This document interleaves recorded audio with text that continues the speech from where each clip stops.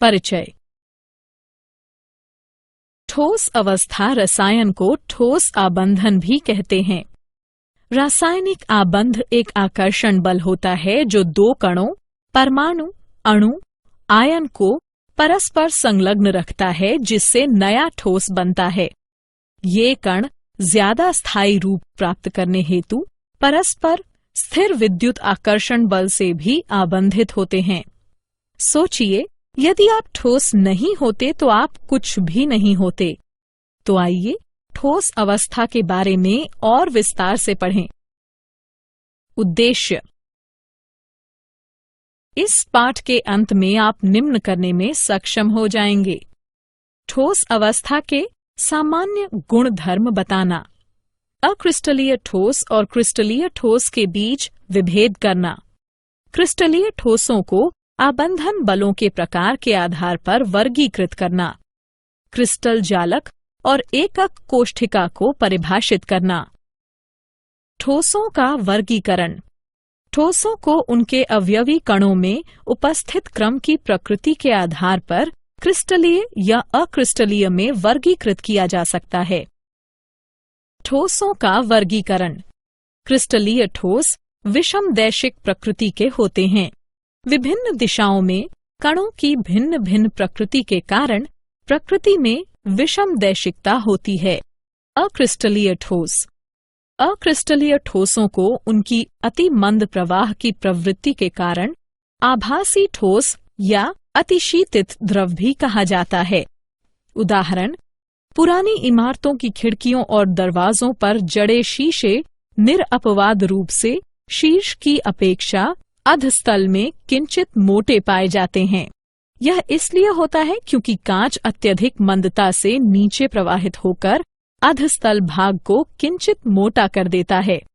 अक्रिस्टलीय silicon सूर्य के प्रकाश का विद्युत में रूपांतरण करने के लिए उपलब्ध श्रेष्ठतम प्रकाश वोल्टीय पदार्थ है। क्रिस्टलीय और अक्रिस्टलीय पदार्थ के बीच विभेद। आइए क्रिस्टलीय और अक्रिस्टलीय पदार्थ के बीच कुछ विभेदों पर नजर डालें। क्रिस्टलीय ठोसों का वर्गीकरण। क्रिस्टलीय ठोसों को उनमें परिचालित अंतरा आणविक बलों की प्रकृति के आधार पर 4 संवर्गों में वर्गीकृत किया जा सकता है। ये हैं आणविक, आयनिक, धात्विक और सहसंयोजक ठोस। आणविक ठोसों का वर्गीकरण। आणविक ठोसों के अवयवी कण अणु होते हैं। इन्हें निम्नलिखित संवर्गों में और अधिक प्रविभाजित किया गया है। धात्विक ठोस, अध्रुवी, ध्रुवीय और हाइड्रोजन आबंधित। अध्रुवी आणविक ठोस। यह ठोस मुलायम और विद्युत के अचालक होते हैं। यह निम्न गलनांकी होते हैं और सामान्यतः कमरे के ताप और दाब पर द्रव अथवा गैसीय अवस्था में होते हैं। इन ठोसों में परमाणु अथवा अणु दुर्बल परिक्षेपण बलों अथवा लंदन बलों द्वारा बंधे रहते हैं। उदाहरण, H2, Cl2 और I2।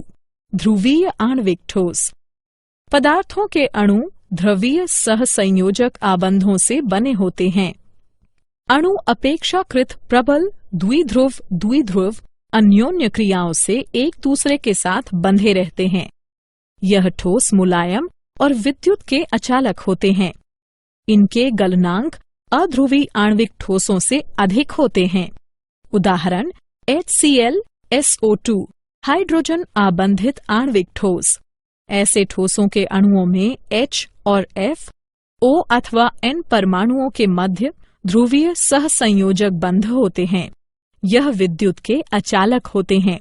सामान्यतः यह कमरे के ताप और दाब पर वाष्पशील द्रव अथवा मुलायम ठोस होते हैं।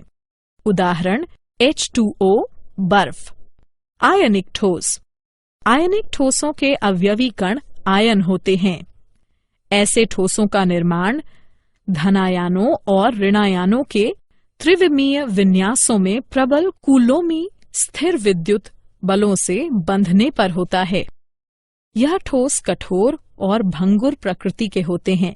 इनके गलनांक और क्वथनांक उच्च होते हैं। ये ठोस अवस्था में विद्युत रोधी होते हैं। ये गलत अवस्था में अथवा जल में घोलने पर विद्युत का संचालन करते हैं। धात्विक ठोस। धातुएं मुक्त इलेक्ट्रॉनों के समुद्र से घिरे और उनके द्वारा संलग्नित धनायनों का व्यवस्थित संग्रह हैं। ये इलेक्ट्रॉन गतिशील होते हैं और क्रिस्टल में सर्वत्र समरूप से विस्तारित होते हैं। ये मुक्त और गतिशील इलेक्ट्रॉन धातुओं की उच्च विद्युत और ऊष्मीय चालकता के लिए उत्तरदायी होते हैं। सहसंयोजक अथवा नेटवर्क ठोस। सहसंयोजक बंध प्रबल और दिशात्मक प्रकृति के होते हैं, इसलिए परमाणु अपनी स्थितियों पर अति प्रबलता से संलग्न रहते हैं।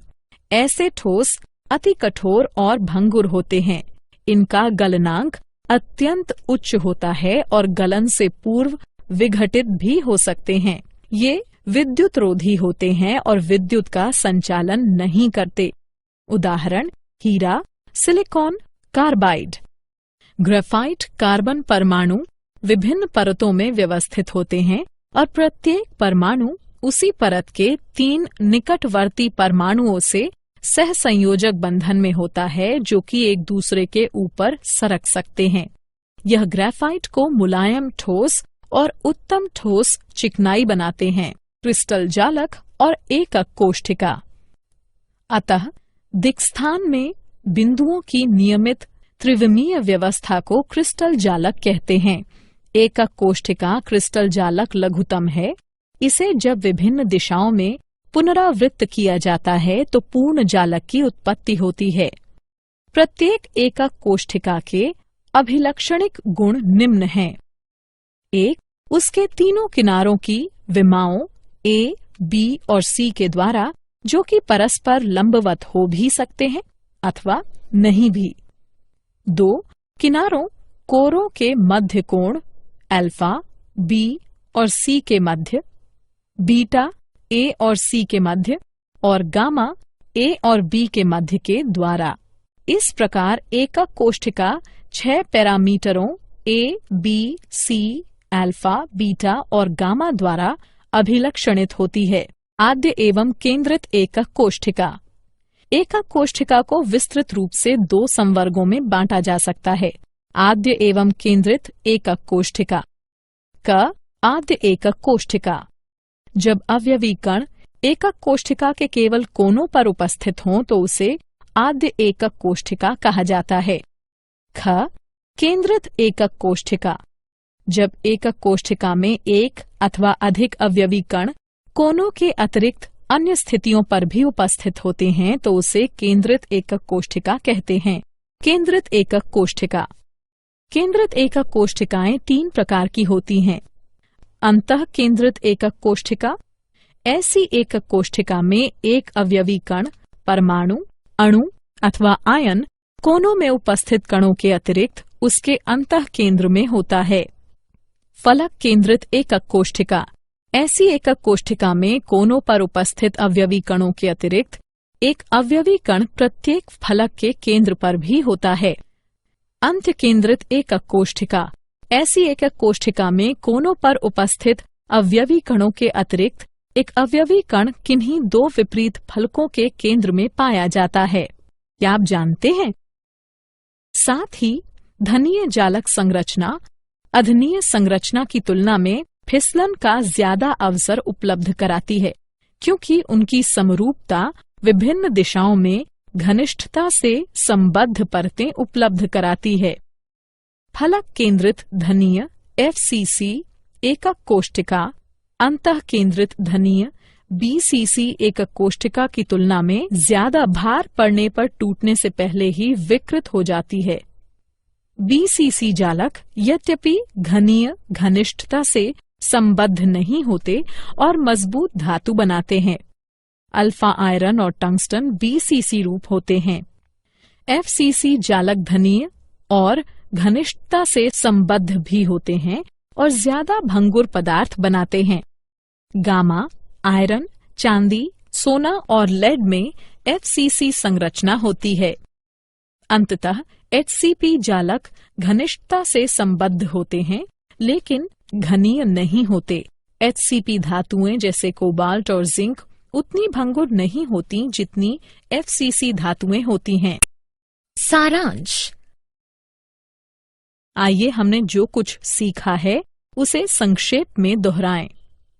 ठोसों का द्रव्यमान, आयतन और आकार निश्चित होता है। अक्रिस्टलीय ठोसों के अवयवी कणों की व्यवस्था केवल लघु परासी होती है, जिसके परिणाम स्वरूप ये अतिशीती द्रवों के समान व्यवहार करते हैं। क्रिस्टलीय ठोसों के अवयवी कणों की व्यवस्था दीर्घ परासी होती है।